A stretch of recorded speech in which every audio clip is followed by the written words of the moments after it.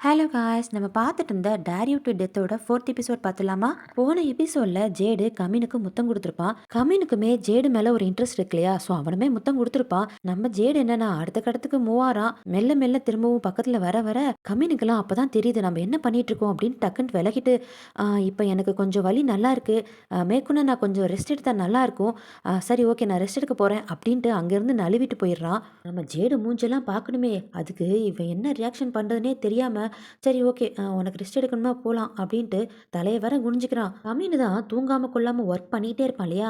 ஆனால் இப்போ முத்தம் கொடுத்தா இல்லையா, அதை வந்து நினச்சிக்கிட்டே ஃபோக்கஸ், நாம் வேலையில் தான் ஃபோக்கஸ் பண்ணணும், இதெல்லாம் யோசிக்கூடாது, சரி சரி அப்படின்ட்டு ஃபோக்கஸ் பண்ணுறான். பட் அவனோட மைண்ட் ஃபுல்லாக இப்போ ஏன்டா அவனை போய் நம்ம முத்தம் கொடுத்தோம் அப்படின்ட்டு அந்த நினைப்பே ஓடிட்டு இருக்கு. இவன் தான் இப்படி இருக்கான்னு பார்த்தா நம்ம ஜேடு அதை விட மோசம். சரி ஓகே, இப்போ எதுக்கு நம்ம ஜஸ்ட் முத்தம் தானே கொடுத்தோம், அதையே இப்படி நம்ம யோசிச்சுட்டு இருக்கோம், ஏய் கெட்ட கெட்ட விஷயங்களை யோசிக்காத, மூளையே தயவு செஞ்சு தூங்கிடு அப்படின்ட்டு தன்னைத்தானே அவன் திட்டிக்கிட்டு தூங்கிட்டு இருக்கான். அப்படியே கட் பண்ணி ஜேடு நல்லா குளிச்சுட்டு அரையும் குறையுமா வந்து நிற்க, அதை நம்ம கம்மினை பார்த்துட்டு குறுகுறுன்னு பார்க்க, இதுக்கு முன்னாடி இந்த மாதிரி கோலத்தில் பார்த்துருப்பான். ஆனால் இப்போ தான் கிஸ் பண்ணியிருக்காங்க இல்லையா?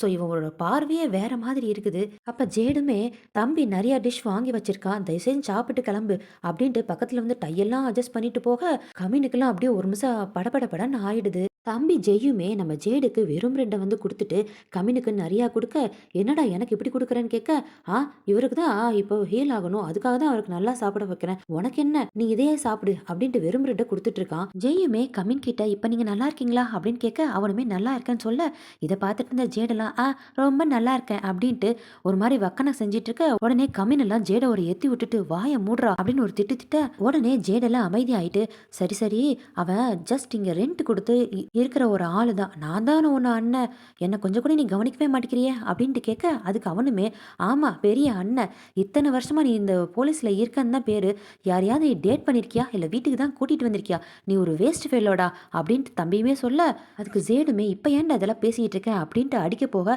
அடி பார்க்கலாம் அப்படின்ட்டு கம்மின் பக்கத்தில் இவனு போக அப்படியே கை மடக்கிடுறான். ஏன்னா கம்மினை பார்த்துட்டான் இல்லையாவே, அதனால அதுக்கு ஜெய்யுமே கேட்குறான், எங்க அண்ணன் தான் ஒரு உருப்படியான வேலையும் பண்ண மாட்டேங்கிறான், நீங்கள் எப்படி கம்மின், நீங்கள் எதுக்கு யூஎஸ்லேருந்து இங்கே வந்தீங்க, உங்களுக்கு ஏதாவது பேர் இருக்கா, அவங்க எப்படி இருக்காங்க அப்படின்னு கேட்க, அதுக்கு கம்மினுமே எங்கள் அப்பா யூஎஸ்ல இருக்கும்போது இறந்துட்டாரு, அதனால எங்கள் அம்மாவை பிஸ்னஸ் வந்து இங்கேயே பண்ணலான்ட்டு நாங்கள் இங்கே திரும்பவும் மூவ் ஆயிட்டோம், அதுக்கு மேலே எனக்கு இந்த வரைக்கும் யாருமே ஆளுலாம் இல்லை, நான் சிங்கிளாக தான் இருக்கேன் அப்படின்னு சொல்ல, உடனே ஜேடோட மூஞ்செல்லாம் பார்க்கணும், அதுக்கு நான் தானடா காத்துட்ருக்கேன்ற மாதிரி குறுகுறுன்னு கம்மினையே பார்த்துட்டு இருக்க, ஜெய்யுமே என்னது உங்களுக்கு ஆள் இல்லையா, இவ்வளோ ஹேண்ட்ஸமாக இருக்கீங்க, இன்ன வரைக்கும் ஒரு நீங்கள் சிங்கிளாக தான் இருக்கீங்களா அப்படின்னு கேட்க, உடனே ஜேடும்லே தயவு செஞ்சு வாய முடேண்டா, இப்போ எதுக்கு அவனை பற்றி இவ்வளோ டீட்டெயில் கேட்டுட்ருக்க, என்ன டாக்குமெண்ட்ரியா பண்ண போகிற அப்படின்னு சொல்ல, அதுக்கு ஜெய்யுமே ஆமாம் நீ தான் உருப்படியான ஒரு வேலையும் பண்ணுறதே இல்லை, போலீஸுன்ட்டு நிறுத்து, நீ நடுவில் யார் கூடயோ டேட்டிங் பண்ணல, அந்த யான் என்ன ஆனா அப்படின்னு கேட்க, அப்போ கம்மினோட மூஞ்சியே மாறுது. உடனே ஜேடு ஜெய்யை டக்குன்னு தட்டி விட்டுட்டு வாய முடுற, எந்த இடத்துல என்ன பேசணும் தெரியாதா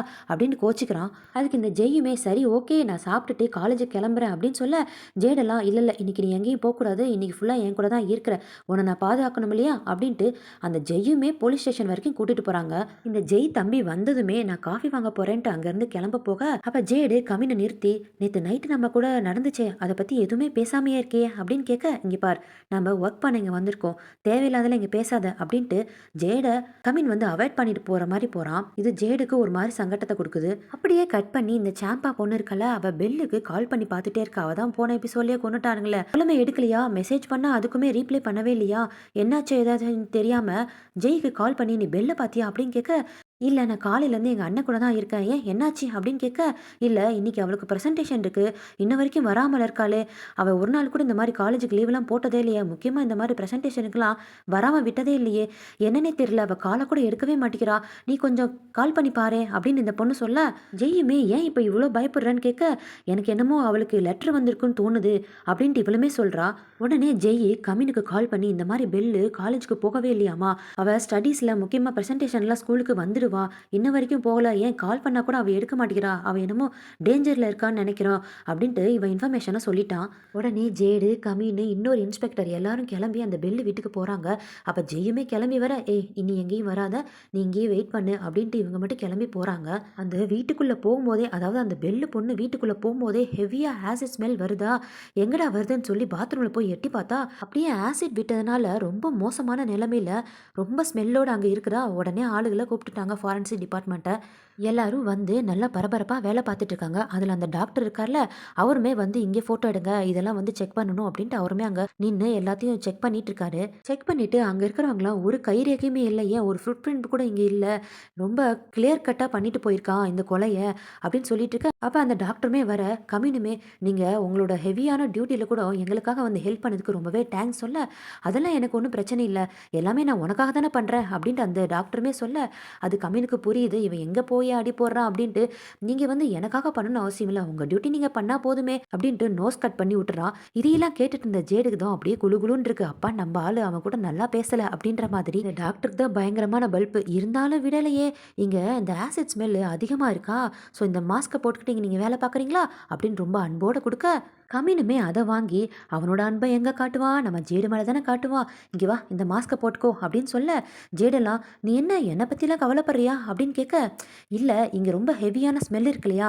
ஸோ போட்டுக்கோ அப்படின்னு சொல்ல, இல்ல நீ என்ன பத்தி கவலைப்படுறேன்னு சொல்லு. அப்பதான் நான் இத போட்டுப்பேன் அப்படின்னு சொல்ல, நீ எல்லாத்தையுமே ஜோக்கா நினைச்சிட்டு இருக்காத. இங்க வா அப்படின்ட்டு இந்த மாஸ்க அவனே போட்டு விடுறான். இவங்க 2 பேரும் இந்த மாதிரி பேசிட்டு இருக்கிறத அங்க இருக்கக்கூடிய ஒரு இன்ஸ்பெக்டர் பார்த்துட்டே இருக்காங்க. நாம வேலை பார்க்கும்போது நாம நல்லா இருந்தா தானே ஒர்க் பண்ண முடியும் அப்படின்னு சொல்ல, நீ ரொம்ப நடிக்கிறது எனக்கு தெரியுது. ஏற்கனவே நம்ம 2 பேருக்குள்ளேயும் வேலையெல்லாம் முடிஞ்சிருச்சு. என்ன நீ அத மறந்துட்டியா? அப்படின்ட்டு ஒரு மாரி ரொமான்டிக்கா பேசிட்டு இருக்க, இத கேட்டுட்டு இருந்த அந்த போலீஸ் எல்லாம் வெட்கப்பட்டு கீழலாம் குனிஞ்சிடுறாங்க. என்ன பண்றது? இது ஒர்க் பிளேஸ் இல்லையா?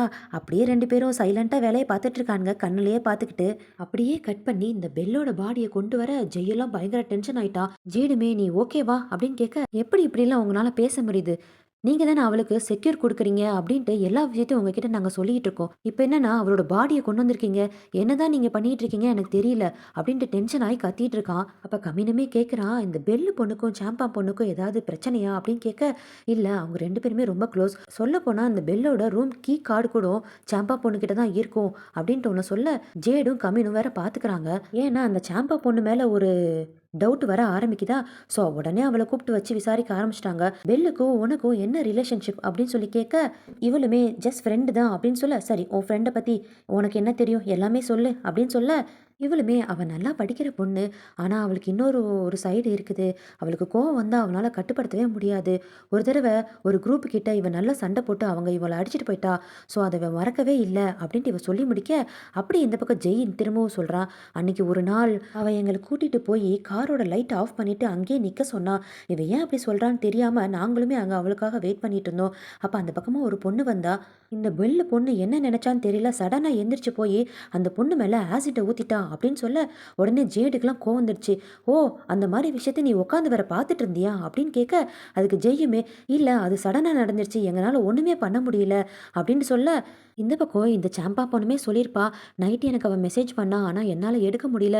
காலையிலேருந்து நான் அவளுக்கு கால் பண்ணி பார்த்தேன். அவளுமே எடுக்கவே முடியல. கடைசியில் அவள் இப்படி இறந்துருப்பான்னு நினச்சி கூட பார்க்கல. என்னோட பெஸ்ட் ஃப்ரெண்டு அப்படின்ட்டு இவளுமே உடஞ்சி அழுகிறா. அப்படியே அடுத்த சீனில் இவங்க 2 பேருமே அந்த பெல்லு பொண்ணு வீட்டு முன்னாடி இருக்கக்கூடிய கேமராவை செக் பண்ணிட்டு இருக்காங்க, சிசிடிவி கேமராவை. ஆனால் ஒரு க்ளூவே கிடைக்கவே இல்லையா. அடுத்த கட்டம் என்ன பண்ணுறதுன்னு தெரியாமல் யோசிச்சுட்டே இருக்க, ஜேடுக்கெலாம் டக்குன்ட்டு அந்த ஒரு வீடியோவில் ஒன்று கண்டுபிடிக்கிறான். அந்த பெல்லு பொண்ணு வீட்டுக்கு முன்னாடி ஒரு கார் இருந்திருக்குமா, அந்த காரில் டேஷ் கேமரா இருந்திருக்கு.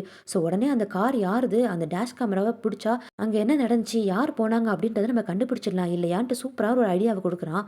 அங்கே இருக்கக்கூடிய அந்த இன்ஸ்பெக்டருமே கரெக்டாக அந்த டேஷ்போர்டு, அதாவது அந்த காரில் இருக்கக்கூடிய ஃபுட்டேஜ் கரெக்டாக கொண்டு வந்துட்டாங்க போல இருக்கு.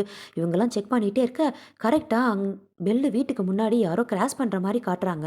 அது யார்டான்ட்டு இவங்களுமே ஜூம் பண்ணி பார்க்க, கமினோட கண்ணுக்கு மட்டும் அவன் கிளாஸ் போட்டிருக்க மாதிரி தெரியுது போல இருக்குது. இவங்களுமே திரும்பவும் ஜூம் பண்ணி பார்க்க, அந்த கல்பிரேட் வந்து கிளாஸ் போட்டிருக்கிற மாதிரி தான் காட்டியிருக்காங்க.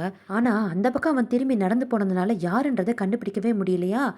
அதை பற்றி யோசிச்சுக்கிட்டே இந்த கமினுமே அவன் ரூம் வரைக்கும் வர, பின்னாடியே வாலு மாதிரி ஜேடுமே வர, இவனுமே ஏன் என் பின்னாடியே வர அப்படின்னு கேட்க, நீங்கள் என்ன எனக்கு பதில் சொல்லவே இல்லை அப்படின்னு சொல்ல, ஓ நீ வந்து இந்த விஷயத்தை கண்டுபிடிச்சில்ல டேஷ் கேமராவை, அதுக்காக நீ சொல்றியா, சரி ஓகே நீ என்னோட 3 வயசு பெரியவன் தான், இருந்தாலும் நீ குட் ஜாப் பண்ணியிருக்கல அப்படின்ட்டு அவன் அப்படியே கொஞ்சம் மாதிரி, நீ குட் ஜாப் பண்ணியிருக்க தங்கமே அப்படின்னு சொல்ல, நான் ஒன்று நான் இல்லை, நான் கேட்க வந்ததே விஷயம் வேற அப்படின்ட்டு இந்த ஜேடுமே மெல்ல மெல்ல கமின் பக்கத்தில் போயிட்டே இருக்க, பக்கத்தில் வந்து, நான் ஏற்கனவே உன்கிட்ட சொல்லியிருக்கேன் இல்லையா, என்னோட வாய் நல்லாவே ஒர்க் பண்ணும் என்ன காட்டவா அப்படின்ட்டு ரொம்ப பக்கத்தில் வந்து லைட்டாக அவன் லிப்ஸில் டச் பண்ணிட்டு, உன்னால் இதை ஹேண்டில் பண்ண முடியாதுன்னு நினைக்கிறேன் அப்படின்ட்டு அவனை வேணும்னே வம்பிழுத்துட்டு போயிட்டு இருக்கான் இந்த ஜேடு.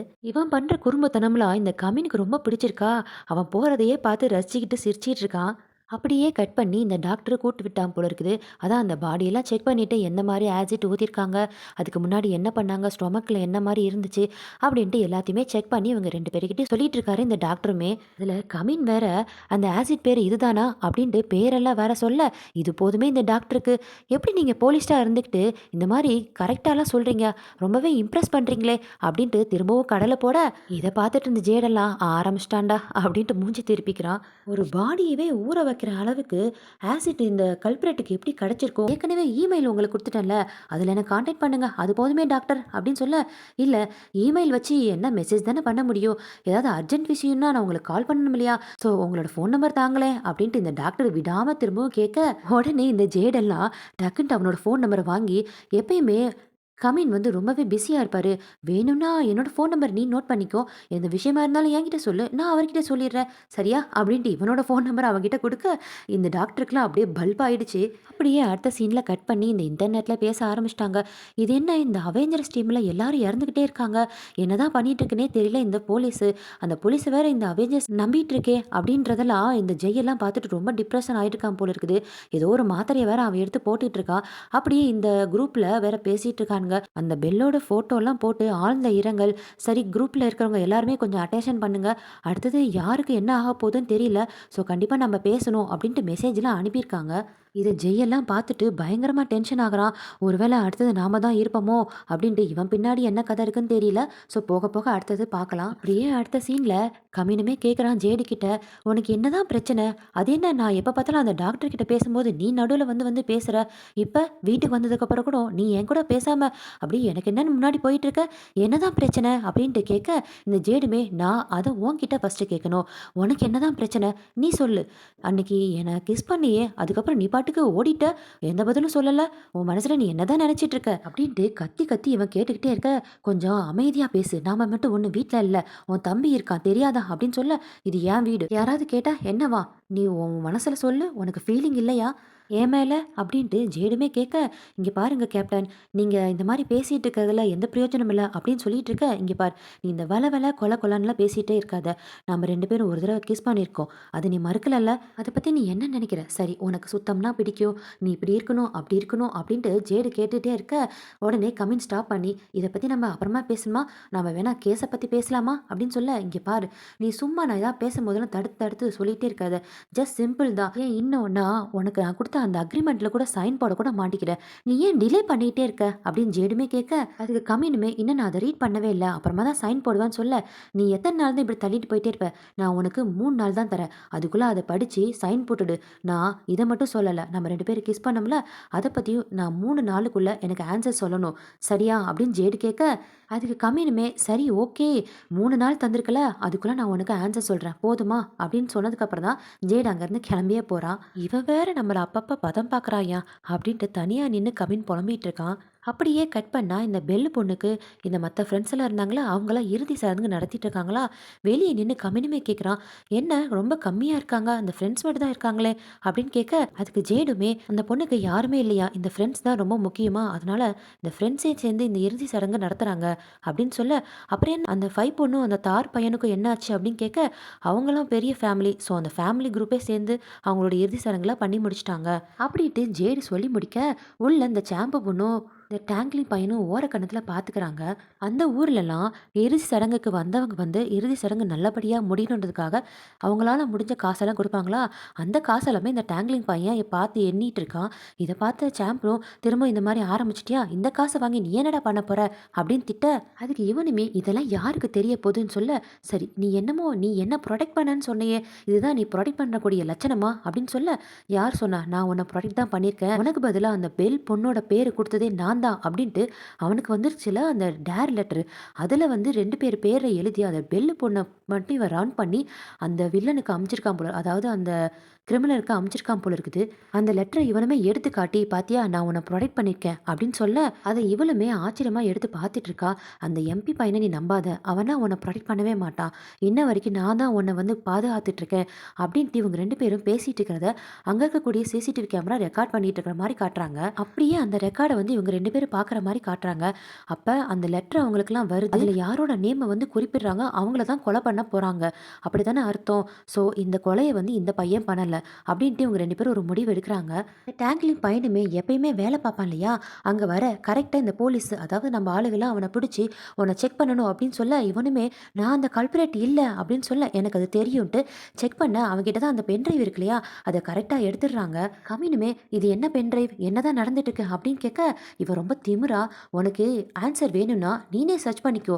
என்கிட்ட ஏன் இந்த மாரி கேட்குறீங்க? கேட்கணும்னா பணிவா கேளுங்க அப்படின்ட்டு திமிரா பதில் சொல்ல, ஜேடுக்குலாம் கோவம் வந்து இந்த மாதிரிலாம் பதில் சொல்லாதன்ட்டு சட்டைய பிடிக்க, திரும்ப இவனுமே சட்டைய பிடிக்கிறான். அவ கம்மினுமே சரி விடு, அவன் சின்ன பையன் ஏதோ பேசுறான் அப்படின்னு சொன்னதுக்கு அப்புறம் தான் சரி இவன்கிட்ட போய் சண்டை போடுறோமா அப்படின்ட்டு விலகுறாங்க. நீ இந்த மாதிரி பேசிட்டு இருந்தீன்னா உன்கிட்ட இந்த பதில் வாங்குற வரைக்கும் நீ எங்க இடத்துல தான் இருக்கணும்ட்டு அவனை அரெஸ்ட் பண்ணி அங்க கூட்டிட்டு போறாங்க. அப்படியே அவன் பேக்ல இருக்கக்கூடிய அந்த டேர்ன்ற லெட்டர் இருக்கு இல்லையா, அதையுமே எடுத்து வச்சுட்டு கிளம்பும்போது அங்க ஒரு கார் நிக்குது. அதை கமின் வந்து நோட் பண்ணிக்கிறான். அப்படியே கட் பண்ணா இந்த டாக்டர் இருக்கான்ல, நம்ம கமினை பார்க்கறதுக்கு நேரா போலீஸ் ஸ்டேஷனுக்கே வந்துட்டான். வந்ததும் வேற ஏதோ ஒரு கேக் மாதிரி எடுத்துட்டு வந்துட்டு, நேத்து நீங்க ரொம்ப டயர்டா இருந்தீங்களா, அதனால தான் உங்களுக்காக இதை வாங்கிட்டு வந்தேன் அப்படின்ட்டு நீட்ட. அந்த டைம்ல தான் நம்ம ஜேடுக்கு கண்டிப்பா பொறாம வரும் இல்லையா, அவன் அந்த கேக்கை வாங்கிக்கிறான். அப்படியே வாங்களே உள்ளே உட்காந்து சாப்பிடலாம் அப்படின்ட்டு 3 பேருமே உள்ள உட்காந்து சாப்பிட ஆரம்பிக்கிறானுங்க. இந்த டாக்டருமே அப்படியே அன்போட பாசமோட ரொமான்டிக்கான ஒரு கேக்கை எடுத்து கம்மினுக்கு குடுத்துட்டு, "இது ரொம்ப சூப்பரா இருக்கும் சாப்பிடுங்களேன்" அப்படின்னு சொல்ல, இத பார்த்துட்டு இருந்த ஜேடெல்லாம், "அப்படியா?" அப்படின்ட்டு ஒரே வாயில அத போட்டு முழுங்க, இந்த டாக்டருக்குலாம் அப்படியே பல்ப் ஆயிடுச்சு. "இவன யாருடா கூப்பிட்டது? சிவபூஜையில கரடி பூந்த மாரி உள்ள வந்து கூடயே உட்காந்துட்டு இருக்கானே! சரி போனா போகட்டும்" அப்படின்ட்டு இன்னொரு கேக்க எடுத்து வச்சு, "இந்த ஃப்ளேவர் ரொம்ப நல்லா இருக்கும் கமின். நீ சாப்பிட்டு பாரேன்" அப்படின்னு திரும்பவும் ரொமான்டிக்கா பேசிட்டு இருக்க, கமின தொடக்கூட விடலையே இந்த ஜேடு. அப்படியே ஒரே மடக்கா திரும்பவும் அத எடுத்து வாயில போட்டுக்க, இத பார்த்துட்டு இருந்த கம்மினுக்குலாம் ஒரு மாரி சிரிப்பு தான் வந்துட்டு இருக்கு. டாக்டர்லாம் அப்படியே கடுப்பாகுது. மூஞ்சியே ரெட் கலர் ஆயிடுச்சு. கம்மினுமே சொல்றான், நீங்க என்ன பேச வந்தீங்களே? அத பத்தி பேசலாமா?" அப்படின்னு கேட்க, அதுக்கு இந்த டாக்டருமே, "சரி பயப்புள்ள நம்மள ரொமான்டிக்கா பேச விட மாட்டேங்கிறான். நம்ம ஒர்க்க பார்ப்போம்" அப்படின்ட்டு ஃபர்ஸ்ட்டு முன்னாடி நம்ம ஒரு டெட் பாடி வந்து செக் பண்ணோம் இல்லையா? அதுல இருக்கக்கூடிய இந்த கெமிக்கலுமே இப்ப இந்த பெல்லு பொண்ணு இறந்தது இல்லையா? அதுல இருக்கக்கூடிய கெமிக்கலுமே கிட்டத்தட்ட சேமா இருக்கு அப்படின்னு சொல்ல, "அப்பன்னா இந்த கொலைய பண்ணவன் ஒரே கில்லர் தான் அப்படின்னு சொல்றீங்களா?" அப்படின்னு கம்மினுமே கேட்க, இவங்க 2 பேரும் பேசவே விடலையே ஜேடு. நடுவுல வந்து அவனுமே வேற பேசிட்டு இருக்கான். அப்ப அந்த கெமிக்கல் வந்து ஸ்ப்ரெட் பண்ணியிருந்தது ரூம்ல. எனக்குமே ஞாபகம் இருக்கு. டாக்டர் உனக்கு ஞாபகம் இருக்கா? அப்படின்ட்டு இவன் நடுவுல நடுவுல வந்து பேசிக்கிட்டே இருக்கான். கமீனுமே இத பார்த்துட்டு, "இன்னும் இந்த டாக்டர் இங்க இருந்தா, ஜேடோட வயிறெல்லாம் எரிஞ்சு வெளிய வந்துரும். சரி டாக்டர், நீங்க ரொம்பவே ஸ்ட்ரெஸ் பண்ணி இங்க வந்து எனக்காக எல்லாம் சொன்னதுக்கு ரொம்பவே தேங்க்ஸ்" அப்படின்னு சொல்ல, "சரி ஓகே நான் கிளம்புறேன். அதுக்கு முன்னாடி உங்களோட நம்பர எனக்கு குடுக்க முடியுமா? ப்ளீஸ் இப்பயாவது தாங்களேன்" அப்படின்னு டாக்டர் ரொம்ப கெஞ்சி கேட்க, இத பார்த்துட்டு அந்த ஜேடெல்லாம், "எனக்கு ரொம்ப கஷ்டமா இருக்கு. ஏன்னா ரொம்ப எனக்கு பசிக்குது. டாக்டர் நீங்க எப்ப கிளம்புவீங்க? இன்ஸ்பெக்டர் டக்குன்னு வாங்க. நம்ம போய் பசிக்குதுல்ல, நம்ம சாப்பிட்டு வந்துடலாம்" அப்படின்ட்டு கமீன அங்கேருந்து இழுத்துட்டு போயிடுறான் ஜேடெல்லாம். வெளிய வந்ததும் கமீனுமே கேட்குறான், "இப்ப என்ன எங்க இழுத்துட்டு போயிட்டுருக்க? என்ன பிரச்சனை?" அப்படின்னு கேட்க, அது வந்து இவன ஏன் இப்ப நம்ம வெளிய இழுத்துட்டு வந்தோம்? பெட்ரோல் போட்டுட்டு அந்த ட்ரக்ஸ் டீலர் இருக்கான்ல, அந்த பையன் ஒருத்தன் கிடைச்சிருக்கான்ல, அவன பிடிக்க போறோம்" அப்படின்னு சொல்ல, "நாம 2 பேரும் பிடிக்க போறோமா? எதுக்கு? அப்புறம் நம்ம டேங்க்லிங் வேற பிடிச்சு வச்சிருக்கோமே, அவன்கிட்ட யார் விசாரணை நடப்பா?" அப்படின்னு கேட்க, "ஓ! அவன வேற நம்ம வச்சிருக்கோமோ?" அப்படின்ட்டு யோசிச்சுக்கிட்டே நிக்க, கம்மினுமே, "சரி நீ அந்த பையன போய் பிடி. நான் இவன்கிட்ட விசாரணைக்கு நடத்துறேன். கேர்ஃபுல்" அப்படின்னு சொல்லிட்டு அவன அங்கேருந்து அனுப்பி வைக்கிறான். ஜேடு போம்போது கூட கம்மின் திரும்பவும், "ஜாக்கிரதையா போயிட்டு வா" அப்படின்னு சொல்ல, திரும்பவும் ஜேடு வந்து, "என் மேல அக்கறை இருக்குல்ல, அது வெளிப்படையா சொன்னா தான் என்னவா?" அப்படின்னு கேட்க, அதுக்கு கம்மினுமே கடைசியில ஒத்துக்கிட்டான். "ஆமா, உன்னை பத்தி நான் கவலைப்படுறேன்" அப்படின்னு சொல்ல, அப்படியே நம்தன தான் ஜேடுக்குலாம் உள்ள அப்படியே பட்டர்ஃப்ளை பறக்குது. "அப்படியா? ரொம்ப சந்தோஷம். அப்ப நான் இன்னைக்கு நைட்டு உன்ன நான் வீட்ல வந்து பார்க்குறேன்" அப்படின்ட்டு அங்கேருந்து வெக்க சிரிப்போட கிளம்பி போறான். அவன் போனதுக்கப்புறம் அடக்கி வச்ச சிரிப்பெல்லாம் சிரிச்சிட்டு இருக்கான் இந்த கம்மினுமே. அப்படியே கட் பண்ணி ஃபர்ஸ்ட் எபிசோட்ல ஒரு லப்பர் மண்டக்காரன ஜேடு வந்து துரத்திட்டு போயிருப்பான் இல்லையா? அவன் கையில ட்ரக்ஸ் வச்சிருக்கான் அப்படின்ட்டு. திரும்பவும் அவன தான் பிடிச்சிருக்காங்க. அவன் கையில திரும்பவும் ட்ரக்ஸ் இருந்திருக்கு போல இருக்கு. யார் அந்த ட்ரக்ஸ் டீலர் அப்படின்ட்டு கண்டுபிடிக்கிறதுக்காக திரும்பவும் இவன பிடிச்சு விசாரணை நடத்திட்டு இருக்காங்க. பிடிபட்ட பையனுமே என்னால சொல்ல முடியாதுன்னு அழுக, "இங்க பாரு நீ சொன்னேன்னா உன்ன நான் காப்பாத்தி விடுறேன்" அப்படின்னு சொல்ல, திரும்பவும் அவன் என்னால சொல்ல முடியாதுன்னு சொல்ல, இவன் உடனே துப்பாக்கி எடுத்து காட்டி 1, 2, 3 சொல்லுவேன். இதுக்குள்ள சொல்லல அப்படின்ட்டு ஒரு மிரட்டுனதுக்கப்புறம், அவன் என்னமோ வைல்ட் ஹண்ட் அப்படின்னு ஒரு பேர மட்டும் சொல்றான். ஜேடுமே அவன் யாருன்ட்டு விசாரிக்கிறதுக்காக அங்கேருந்து அந்த பேரை வச்சுக்கிட்டு கிளம்பி போக, டக்குன்ட்டு அவனுக்கு ஒரு ஆக்சிடென்ட் நடந்துடுது. அப்படியே கட் பண்ணா நம்ம கம்மினுக்கு ஒரு ஃபோன் கால் வருது அன்னோன் நம்பர்ல இருந்து. அந்த பக்கம் இருக்கிற பேசுறவன், "இந்த கொலையெல்லாம் நடத்திட்டு இருக்கிறவன் கில்லர் யாருன்னு உனக்கு தெரியணுமா? உனக்கு ரொம்ப கியூரியாசிட்டியா இருக்கா?" அப்படின்னு கேட்க, இவனுமே, "நீ யாரு? ஏன் இந்த மாதிரி பேசிட்டு இருக்க?" அப்படின்னு சொல்லி கேட்க, அந்த பக்கத்துல இருந்து வேற, "சரி எனக்கு புரியுது. நீ ரொம்ப ஆர்வமா இருக்க. உனக்கு எல்லாமே கண்டுபிடிக்கணும் அப்படின்ட்டு எனக்கு தெரியுது." அப்படின்ட்டு அந்த பக்கம் இருந்து இவன வந்து கிண்டல் பண்ற மாரி பேசிட்டு இருக்க, இவனுமே, "ஏய் நீ யாரு? எங்கேருந்து பேசுற?" அப்படின்னு கேட்க, டக்குன்னு அந்த பக்கம் இருக்கிறவன் கால் கட் பண்ணிட்டான். அதுக்கப்புறமா பார்த்தா, ஜேட் இவனுக்கு அதிகமா கால் பண்ணியிருக்கானா? ஏன் இப்படி கால் பண்ணியிருக்கான்? அப்படின்ட்டு இவன் நினைச்சிட்டு இருக்க, இந்த பக்கம் அப்படியே கட் பண்ணி, நம்ம ஜேடுக்கு தான் ஆக்சிடென்ட் ஆயிருந்துச்சு இல்லையா? எதுத்தாப்புல வந்திருக்கிற கார்லேருந்து ஒருத்தன் இறங்கி வரான்.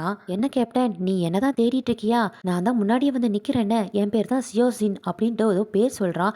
ஆனா ஜேடுக்கு வந்து ஒரு மாரி தல சுத்தலா இருக்கறனால, யாருன்றத கரெக்ட்டா பார்க்க முடியல. ஒரே மங்கலா தெரிஞ்சிட்டு இருக்கு. இந்த பக்கம் கம்மினும் வேற இன்னொரு போலீஸுக்கு கால் பண்ணி, "ஜேடி எங்க போயிருக்கான்?" அப்படின்னு கேட்க, அவங்களுமே வைல்ட் ஹண்ட்ன்றவர தேடி போயிருக்காங்கன்னு சொல்ல, "சரி அவனோட லொகேஷன எங்க இருக்குன்னு தேடுங்க" அப்படின்ட்டு இவனுமே ஜேடுக்கு கால் பண்ணிட்டே இருக்கான். அப்படியே இந்த பக்கம் இந்த வைல்ட் ஹண்ட்ன்றவன் ஜேட வெளிய இழுத்து போட்டு அடிக்கிற மாரி காட்டுறாங்க. இந்த பக்கம் கம்மின் என்னன்னா ஜேடுக்கு கால் பண்ணிட்டே இருக்கான். எடுக்கவே இல்லையா? அவன் ஏதோ ஆபத்துல இருக்கான். பதறிட்டே அப்படியே கார் ஓட்டிட்டே வந்துட்டு இருக்கான். அப்படியே இந்த பதட்டத்தோட இந்த எபிசோட வேற முடிச்சிடுறானுங்க. அப்படியே கொஞ்ச நாளைக்கு முன்னாடி இவங்க 2 பேரும் என்ன பேசிக்கிட்டாங்க அப்படின்றத காட்டுறாங்க. நானும் இதோட 15 தடவ சொல்லிட்டேன். என் பெட்ல வந்து படுக்காதன்ட்டு. இங்கேயே வந்து படுக்கிற அப்படின்னு கம்மினுமே கேட்க, அது என்னமோ தெரியலடா. உன் மேலயா நான் வந்து படுத்தேன்? உன் பெட் மேல தானே வந்து படுத்தேன். இந்த பார் ஏற்கனவே நைட் ட்ரெஸ் போட்டேன். வந்து தயவு செஞ்சு தூங்க அப்படின்ட்டு ஜேடு சொல்ல, நீ ஏன் என்ன பத்தி ரொம்பவே ஒரி பண்ணிக்கிற? எனக்கு நிறைய வேலை இருக்கு. அத முடிச்சு தானே வந்து தூங்க முடியும் அப்படின்னு கேட்க, இங்க பார் இப்ப நீ வந்து தூங்க வரல அப்படின்னா, இந்த ரூம விட்டு நான் வெளிய போமாட்டேன். இன்னைக்கு நான் உன் கூட தான் தூங்க போறேன் அப்படின்னு சொல்ல, அப்படியே கம்மின இழுத்துட்டு வந்து, நாளைக்கு மொத்த ஒர்க்கையும் வச்சு பாரு. இப்ப வந்து தூங்குன்ட்டு நல்ல பிள்ளாட்டம் அவன கொண்டு வந்து பெட்லயே படுக்க வச்சுட்டான். போர்வைய மேல போத்துறவன் போத்தி விட்டுட்டு போக வேண்டியதானே. அவன் பாட்டு போத்தி விட்டுட்டு பக்கத்துலயே வந்து தூங்க வர, அமீனுமே கேட்குறான், "நான் தான் தூங்க வரேன் அப்படின்னா, நீங்க போயிர்றேன்னு சொன்னேன்ல. நீ ஏன் இன்னும் போகாம இருக்கன்னு" சொல்ல, இவனுமே பக்கத்துல வந்து தடவி விட்டுட்டு, "நான் ஜஸ்ட் தூங்க தான் போறேன். இங்க ஒண்ணும் நடக்க போறதில்ல. நீ பயப்படாம தூங்குடு செல்லம்" அப்படின்ட்டு ஜேடு சொல்ல, அதுல வேற ப்ராமிஸ் வேற குடுத்துக்கிறான். சரி ப்ராமிஸ் தான் குடுத்தானே, போய் தூங்க வேண்டியதானே. அங்க போய் பக்கத்துல தூங்கிட்டு, "இன்ஸ்பெக்டர், இன்ஸ்பெக்டர்ன்ட்டு" 2, 3 டைமு கூப்பிட்டுக்கிட்டே இருக்கான். கமீனுக்குலாம் தெரியுது, இவன் பக்கத்துல தான் வரப்போறான், நம்மள கூப்பிட்டுக்கிட்டே இருக்கான்ட்டு கொஞ்சம் கூட எட்டி திரும்பி கூட பார்க்கவே இல்லையே. ஜேடுனால இதுக்கு மேலலாம் தாங்க முடியலையே. டக்குன்ட்டு கமின் மேல வந்து தூங்க ஆரம்பிச்சுட்டான். அப்படியே இந்த எபிசோட கியூட்டோட முடிச்சுட்டானுங்க. நம்ம ஜேடுக்கு என்னதான் ஆகுது அப்படின்றத அடுத்த எபிசோட்ல சீக்கிரமா நான் போட பார்க்குறேன். இந்த வீடியோ உங்களுக்கு பிடிச்சிருந்தா லைக் பண்ணிடுங்க. Thank you.